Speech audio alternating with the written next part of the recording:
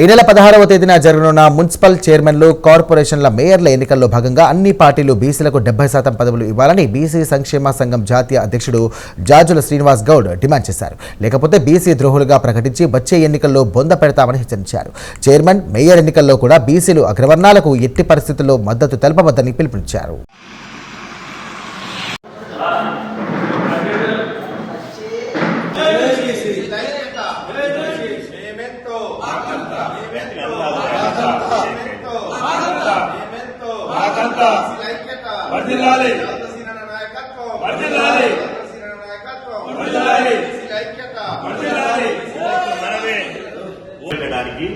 BC సమాజం సిద్ధమైతుందని చెప్పి సందర్భంగా హెచ్చరిస్తున్నాం.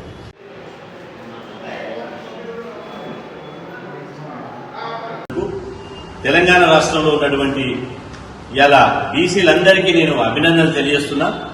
ఇదే స్ఫూర్తితోటి, ఇదే చైతన్యంతో ముందుకు సాగుదామని చెప్పి సందర్భంగా తెలియజేస్తున్నా. రేపు 16వ తేదీన ఇప్పుడు గెలిచినటువంటి కౌన్సిలర్లు, కార్పొరేటర్లతోటి 7 కార్పొరేషన్లకు మేయర్లుగా, 116 మున్సిపాలిటీలకు చైర్మన్లుగా ఎన్నికలు జరగబోతుంది. ఈ ఎన్నికల్లో అన్ని రాజకీయ పార్టీలను హెచ్చరిస్తున్నా, డిమాండ్ చేస్తున్నాం. ఈ ఎన్నికల్లో 116 ఉంటే మాకు 100కు 100% ఇవాళ 116లో 70 మున్సిపల్ చైర్మన్లుగా బీసీలకు అవకాశం ఇవ్వాలని డిమాండ్ చేస్తున్నాం. 70 మున్సిపల్ చైర్మన్లుగా బీసీలకు అవకాశం ఇవ్వాలి. ఇది మా హక్కు, మా వాటా.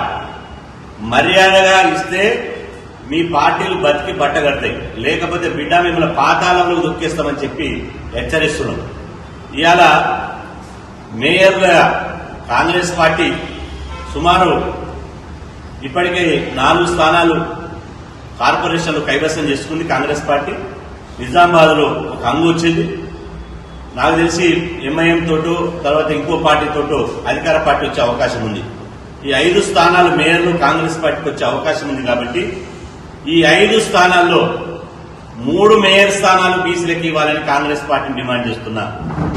అదేవిధంగా 116 మున్సిపల్ చైర్మన్లో కాంగ్రెస్ పార్టీ ఇవాళ దాదాపు 90 మున్సిపల్ చైర్మన్లు కాంగ్రెస్ పార్టీకి వచ్చే అవకాశం ఉంది. ఇప్పటికే 85 మున్సిపల్ చైర్మన్లు కాంగ్రెస్ ఖాతాలకు వచ్చినాయి. మిగతా వాళ్లతో కలుపుకుంటే కాంగ్రెస్ పార్టీ 90 మున్సిపల్ చైర్మన్లు కైవసం చేసుకోబోతుంది. ఈ 90 మున్సిపల్ చైర్మన్లో మా వాటా 60% ఇవ్వాలి.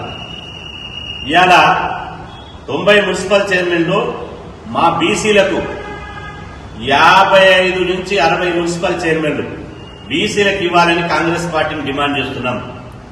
మీరు కాంగ్రెస్ పార్టీ 42% రిజర్వేషన్ కల్పిస్తామని హామీ ఇచ్చింది.